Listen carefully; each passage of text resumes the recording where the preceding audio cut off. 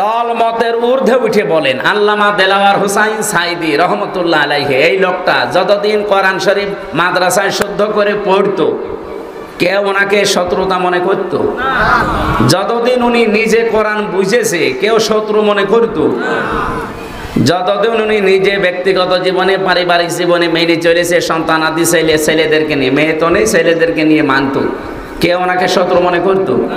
যেই বলেছে 4 নাম্বারটা যে আমি নিজে মানবো না, আমি এটা মানাতে চাই, ব্যক্তিগত জীবন থেকে আন্তর্জাতিক জীবন পর্যন্ত যত দায়িত্ব আমার উপরে আসবে আমি কোরআন মানাতে চাই, তখনই তার নামে বিভিন্ন রকমের ডিগ্রি লেগে গেছে। প্রথম 3টা মানতে গিয়ে কেউ কিছু বলে না, 4 নাম্বারটা যেই শুরু করেছে তখন তিনি রাজাকার, তিনি ধর্ষক। এমনকি ওনার মামলায় এমন মহিলাকেও ধর্ষণ মামলার আসামি করে নিয়ে আসা হয়েছে। তারা মহিলাকে প্রশ্ন করছে, তাজুল ইসলাম, অ্যাডভোকেট তাজুল ইসলাম, উনি বলছে এই মেয়ে, এই যে মাওলানা সাইদি, উনি কি তোমাকে ধর্ষণ করেছে? জি হ্যাঁ। তোমার জন্ম তারিখ কত? 1975 সালে। ধর্ষণ করেছি 1971 সালে। 71 সালে ধর্ষণ করেছে, তোমার জন্ম 75, ওটাকে রুহের জগতে।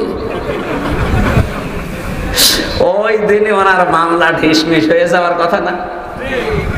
কিন্তু না, ওই যে কালা মানিক বিসি উড়ে গেছে, এমনি তো বেশি উড়ে যায়নি।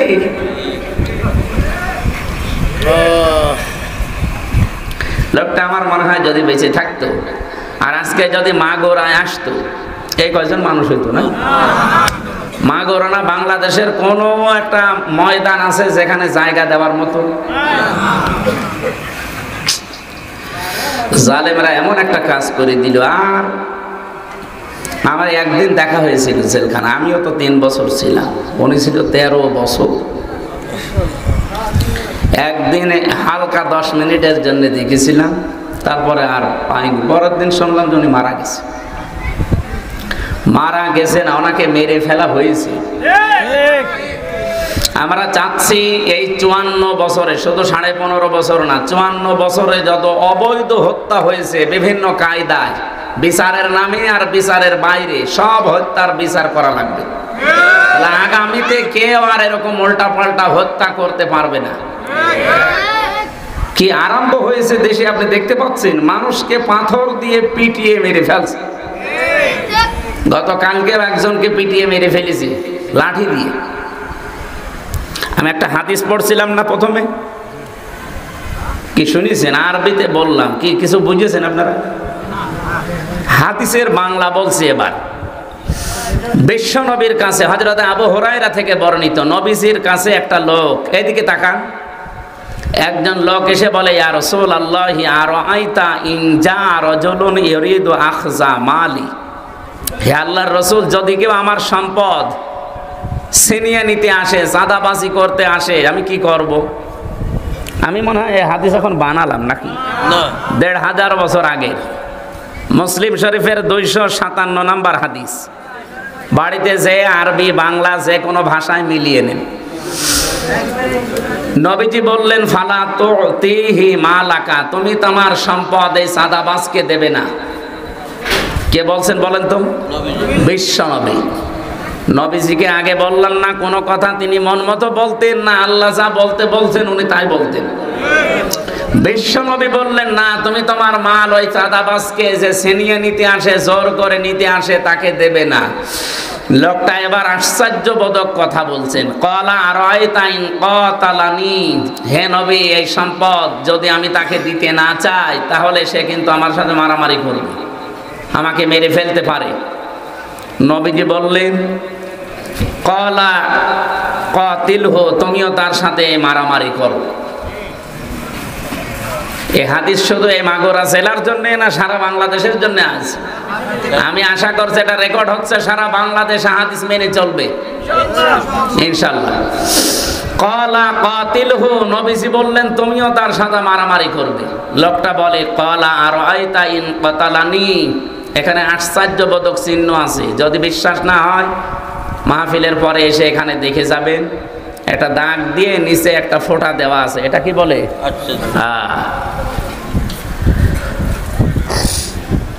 লোকটা বলে, ইয়া রাসূলুল্লাহ, কি বলেন আপনি? আমিও তার সাথে মারামারি করব, হাতাহাতি করব, যদি সে আমাকে মেরে ফেলে। বিশ্বনবী বলেন, ফা আনতা শাহীদুন, তাহলে তুমি শহীদ। আমরা মনে করি শুধু ধর্মের জন্য যুদ্ধ করে মারা গেলে শহীদ হয় না। শহীদ 7 প্রকার। মুসলমান এই দেশে কোরআন অন্তত না পড়লেও বিশ্বাস করি না। বলেন বলেন। কিন্তু হাদিসের দ্বিতীয় শব্দ কি? ফাস্তাজহারাহু। এই যে মাঝখানে ফা আছে, ফা আরবি গ্রামার অনুযায়ী, বালাগাত মানতেক অনুযায়ী আমি 19টা অর্থে ব্যবহার পাই। এখানে আজকের মাহফিলের সভাপতি উনি মনে হয় সুপার না সুপার, অবশ্যই কামেল পাস, অনার্স মাস্টার্স করা, নয়তো ওই জায়গায় যেত না। এখানে যারা মাদ্রাসার দায়িত্বে আছে অবশ্যই দাওরা পাস নাই কামেল পাস। এই ফা শব্দটা 19টা অর্থে আসে। আমি 13 নাম্বার কায়দায় পেয়েছি বালাগাত মানতেকের ভেতরে। আপনার নবীজি আন্দাজে তো কোনো শব্দ মুখ দিয়ে বের করার কথা না, আমাদের মতো কি বাঁচাল নাকি? যা মনে আসে তাই বলে। ওমা ইয়ানতিকু আনিল হাওয়া ইন হুয়া ইল্লা ওয়াহয়ুন ইউহা। বিশ্বনবী কোনো কথা বলেন না যতক্ষণ জিবরাইল তাকে কিছু না বলে। জিবরাইল পর্যন্ত একটা কথাও আমাদের সামনে, নবীজির সামনে বলে না যতক্ষণ আল্লাহ জিবরাইলকে বলতে না বলে। তার মানে নবীজি যা বলেছেন কার কথা? ডাইরেক্ট ইনডাইরেক্ট সব আল্লাহর কথাই। কোরআন শরীফটা ডাইরেক্ট, আর নবীজি যেগুলো বলেছে হাদিস আমরা মনে করি ওটা ইনডাইরেক্ট। মাতলু গায়রে মাতলু বলা হয়। একটু ভালো করে খেয়াল করেন, ফাস্তাজহারাহু এ শব্দের মাঝে ফাটা কেন দিয়েছেন তিনি? কোরআন শুধু পড়লেই হবে না, কোরআন যদি কেউ 4টা বিষয় খেয়াল করে পড়ে, কোরআন যদি কেউ শুদ্ধ করে পড়ে। এখানে যেহেতু কোরআন শব্দটা এসেছে, আমি ব্যাখ্যা পড়তে গিয়ে দেখলাম পুরা কোরআন শরীফের ভেতরে কোরআন পড়ার ব্যাপারে আল্লাহ 3টা শব্দ দিয়েছেন, গরা, রাতালা আর তালাওয়া। এই 3টা শব্দের অভিধান দেখেন, 4টা বিষয় পাবেন। আমি অনেকগুলো অভিধানের কিতাব দেখেছি, এর অর্থ বের করার পরে পরে মিলালাম তাফসিরের সাথে হাদিসের সাথে, পুরাপুরি আমি পাইনি। ডাক্তার জাকির নায়েক, ওনার 13 খণ্ড লেকচার আছে, এগুলো বাংলায় ডাবিং করা ছিল। পরবর্তীতে আমি একটা লেকচারে দেখি এই শব্দের ব্যাখ্যায় তিনি 4টা বিষয় নিয়ে এসেছেন। কেউ যদি কোরআন শরীফ শুদ্ধ করে পড়তে চায়, কমপক্ষে তার 4টা শর্ত মানা লাগবে। 1 নম্বরে তার শুদ্ধ করে পড়া লাগবে। কি করে? 2 নম্বরে ওটা বুঝতে হবে। 3 নম্বরে ওটা জীবনে সে যেন মানে। 4 নম্বরে ওটা মানলেই হবে না, মানুষ যেন মানতে পারে সেই ব্যবস্থা করে দেওয়া লাগবে। তাহলে কয়টা? বলেন বলেন। আমি সবাইকে বলছি, যারা দাঁড়িয়ে আছেন, বসে আছেন, শুয়ে আছেন, বলেন তো, কোরআন শরীফ আমরা যারা পড়ি, হয়তো শুদ্ধ করে আমরা পড়ি অনেকে, এ হকটা আদায় হয়েছে। এখানে বাম পাশে যে 2 জন বসে আছে, এদিকে তাকান, এনারা 2 জন শুদ্ধ করে কোরআন শরীফ পড়ে, আমরা বিশ্বাস করি। 2 নম্বরে ওনারা বোঝে কোরআন শরীফ। কি কথা বুঝতেছে? 2 জনে আলেম। 3 নম্বরে ওনারা যতটুকু পড়েছে ব্যক্তিগত জীবন, সর্বোচ্চ পারিবারিক জীবন এ পর্যন্ত মানতে পারে। সামাজিক জীবন, অর্থনৈতিক জীবন, রাজনৈতিক জীবন, আন্তর্জাতিক জীবনে মানা ওনাদের না, ওনাদের বাবাদের দ্বারাও সম্ভব এখন। বলেন বলেন। তাহলে শর্ত পেলাম কয়টা? না, এভাবে তো ক্লাস করা যায় না। আপনাকে কে বলেছে? আমি বলেছি আপনাকে বাতাস দিতে? নিয়ে যান, কিন্তু নিয়ে যান। এত কষ্ট করে আয়োজন করেছেন, একটা জিনিস বোঝেন না শুধু। সে ক্লাস করছিল লোকমান স্যার, যেটা 1 ঘন্টা 45 মিনিট ক্লাস করার পরে যেটা বলতে না পারবে, ওরা শেষে হাই বেঞ্চের ওপরে কান ধরে দাঁড় করে গেছে। এইরকম করলে এ ক্লাস ঠিক মতো করত। এই যে এখানে আবার গল্প করছে,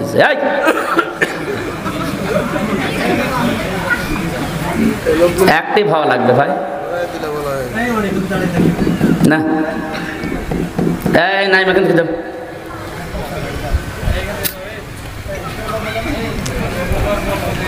বারো বাপের 13 ছেলে তো, এক একজন এক এক রকম। এ ছাতা ক্লাস করা মানে খুব কঠিন। এ স্যাররা ক্লাস নেয় সব এক মাপের ছাত্র, ক্লাস 9 10 অবশ্যই ক্লাস নেয়, তো সেখানে সব এক মাপের। কিন্তু আমরা যে ক্লাস করি যে কি ঝামেলা আছে স্যার, একটারে দেওয়া হয়তো 80 নাম্বার আর একটারে 2 নাম্বার। সে এক ছাত্র এসে ব্যাগ বই খাতা যা আছে সব এসে বলছে হেড স্যারের কাছে, স্যার হয় ছুটি দেন নাই আমি গেলাম। তুই যেই পজিশনে দাঁড়িয়ে আছিস, ছুটি দেন নাই গেলাম, ব্যাগ তোর কাঁধে, তোর ছুটি দিলেও তুই চলে যাবি, না দিলেও চলে যাবি, তো এইদিকে আয়। তোর রোল নাম্বার কত? বলছে স্যার 82। ক্লাসে ছেলে মেয়ে কয়টা? বলছে 82টা।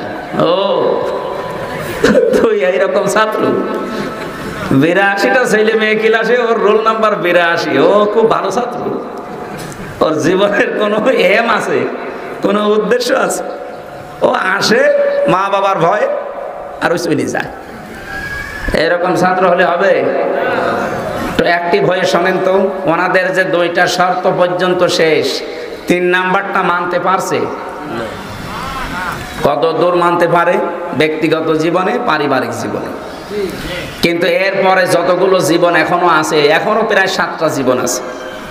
সামাজিক জীবন আছে, রাজনৈতিক জীবন আছে, অর্থনৈতিক জীবন আছে, সাংস্কৃতিক জীবন আছে, ধর্মীয় জীবন আছে, আন্তর্জাতিক জীবন আছে, রাষ্ট্রীয় জীবন আছে। এই জীবনগুলোতে ওনাদের মানা সম্ভব? কেন সম্ভব না? এই হাদিসের পরে আরো 2টা শব্দ আছে, এইদিকে তাকান।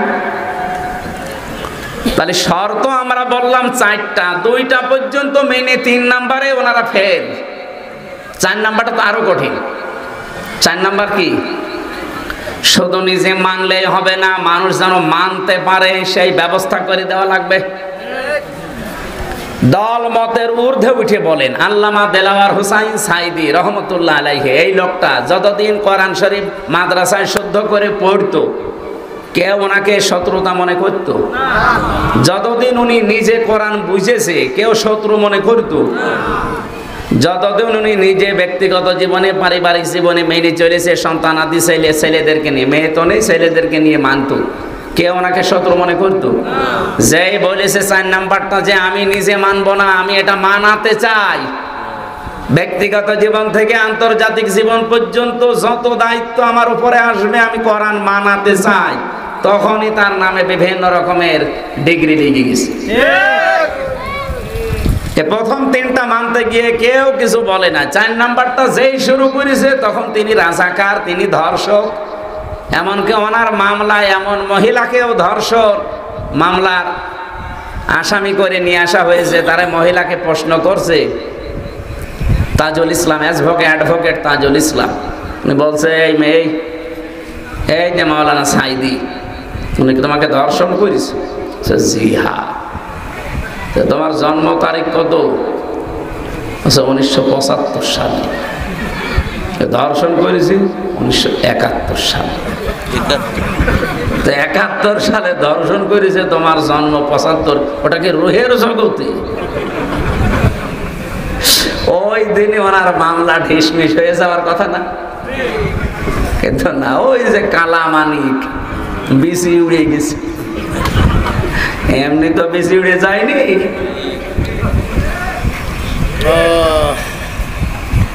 লোকটা আমার মনে হয় যদি বেঁচে থাকতো আর আজকে যদি মাগুরায় আসতো, এই কয়জন মানুষ হইতো না?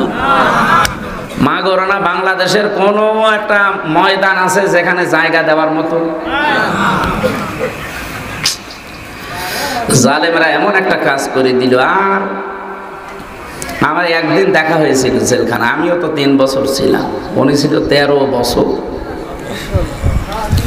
একদিন হালকা 10 মিনিটের জন্য দেখেছিলাম, তারপরে আর পাইনি। পরের দিন শুনলাম যে উনি মারা গেছে। মারা গেছে না, ওনাকে মেরে ফেলা হয়েছে। আমরা চাচ্ছি এই 54 বছরে, শুধু 15.5 বছর না, 54 বছরে যত অবৈধ হত্যা হয়েছে বিভিন্ন কায়দায়, বিচারের নামে আর বিচারের বাইরে সব হত্যার বিচার করা লাগবে। তাহলে আগামীতে কেউ আর এরকম উল্টা পাল্টা হত্যা করতে পারবে না। কি আরম্ভ হয়েছে দেশে আপনি দেখতে পাচ্ছেন, মানুষকে পাথর দিয়ে পিটিয়ে মেরে ফেলছে। গতকালকেও একজনকে পিটিয়ে মেরে ফেলেছে লাঠি দিয়ে। আমি একটা হাদিস পড়ছিলাম না প্রথমে, কি শুনেছেন? আরবিতে বললাম, কি কিছু বুঝেছেন আপনারা? হাদিসের বাংলা বলছি এবার। বিশ্ব নবীর কাছে হযরত আবু হুরায়রা থেকে বর্ণিত, নবীজির কাছে একটা লোক, এদিকে তাকান, একজন লোক এসে বলে, ইয়া রাসূলুল্লাহি আরাআইতা ইন জা রাজুলুন ইউরিদু আখযা মালি, হে আল্লাহর রাসূল, যদি কেউ আমার সম্পদ ছিনিয়ে নিতে আসে, চাঁদাবাজি করতে আসে, আমি কি করব? আমি মনে হয় এই হাদিস এখন বানালাম নাকি, ১৫০০ বছর আগে, মুসলিম শরীফের ২৫৭ নম্বর হাদিস।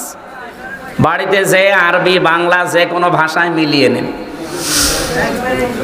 নবীজি বললেন, ফালা তুতিহি মালাকা, তুমি তোমার সম্পদ এই চাঁদাবাজকে দেবে না। কে বলছেন বলেন তো? বিশ্ব নবী। নবীজিকে আগে বললাম না কোনো কথা তিনি মন মতো বলতেন না, আল্লাহ যা বলতে বলছেন উনি তাই বলতেন। বিশ্ব নবী বললেন, না, তুমি তোমার মাল ওই চাঁদাবাজকে যে ছিনিয়ে নিতে আসে, জোর করে নিতে আসে, তাকে দেবে না। লোকটা এবার আশ্চর্যবোধক কথা বলছেন, ক্বালা আরাআইতা ইন ক্বাতালানি, হে নবী, এই সম্পদ যদি আমি তাকে দিতে না চাই তাহলে সে কিন্তু আমার সাথে মারামারি করবে, আমাকে মেরে ফেলতে পারে। নবীজি বললেন, ক্বালা কাতিলহু, তুমিও তার সাথে মারামারি করো। এই হাদিস শুধু এই মাগুরা জেলার জন্য না সারা বাংলাদেশের জন্য আছে। আমি আশা করছি এটা রেকর্ড হচ্ছে, সারা বাংলাদেশে হাদিস মেনে চলবে ইনশাআল্লাহ। ক্বালা কাতিলহু, নবীজি বললেন তুমিও তার সাথে মারামারি করবে। লোকটা বলে, ক্বালা আরাআইতা ইন ক্বাতালানি, এখানে আশ্চর্যবোধক চিহ্ন আছে, যদি বিশ্বাস না হয় মাহফিলের পরে এসে এখানে দেখে যাবেন। একটা দাগ দিয়ে নিচে একটা ফোঁটা দেওয়া আছে, এটা কি বলে?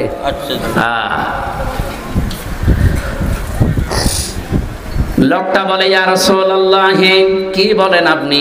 আমিও তার সাথে মারামারি করব, হাতাহাতি করব, যদি সে আমাকে মেরে ফেলে।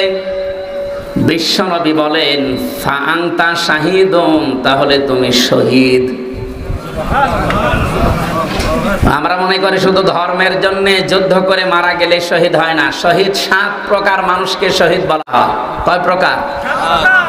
সুতরাং এই যে মাইলস্টোন, এই স্কুল এবং কলেজে যে ছাত্রছাত্রীগুলো মারা গেছে সবগুলো শহীদ।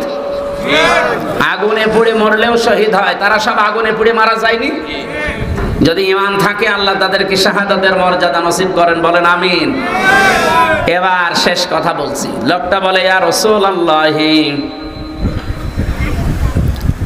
ক্বালা আরাআইতা ইন ক্বাতালতুহু, যদি আপনি কি বললেন এটা, যদি আমি তাকে হত্যা করে ফেলি, এই যে মারামারি ধস্তাধস্তি করতে গিয়ে যদি সে মরে যায়। নবীজি এবার বলেন, হুয়া ফিন্নার, সে জাহান্নামী। তোমার মাল ছিনিয়ে নিতে, ডাকাতি করতে বা চুরি করতে, চাঁদাবাজি করতে এসেছিল, তুমি দিতে চাওনি, মারামারি হয়েছে, তুমি মরে গেছো, তুমি শহীদ। আর যদি তুমি তাকে মেরে ফেলো তাহলে সে জাহান্নামী। এই হাদিসটা আজ বাংলাদেশে আমার মনে হয় যদি কার্যকারী থাকতো, ৯২% আমার নবীর উম্মত, চাঁদাবাজি হওয়ার কথা বলেন। আমার ভাইরা, আমি যে শব্দ থেকে পর্যন্ত এসেছিলাম, আল্লামা সাঈদী শুধু নয়, এই পৃথিবীতে ইমাম আবু হানিফা রহমতুল্লাহ আলাইহি, ইমাম আহমদ বিন হাম্বল রহমতুল্লাহ আলাইহি, যত বড় বড় আলেমদের জীবনী আমি পড়ে দেখেছি, যতদিন তারা কোরআন শুদ্ধ করে পড়েছে, শুদ্ধ করে পড়ার পরে বুঝেছে, ব্যক্তিগত জীবন পারিবারিক জীবনে মেনেছে, কেউ শত্রুতা করেনি তাদের সাথে। যখনই বলেছে না আমি এটা মানাতে চাই, ব্যক্তি থেকে শুরু করে আন্তর্জাতিক জীবন পর্যন্ত আমি যেমন মানতে চাই, মানাতেও চাই, তখনই তাদের জেল হয়েছিল। কারো ৮ বছর, কাউকে রিমান্ডে নিয়ে এমন বেঁধে রেখেছিল যে হাত ডিসকানেক্ট হয়ে গেছে।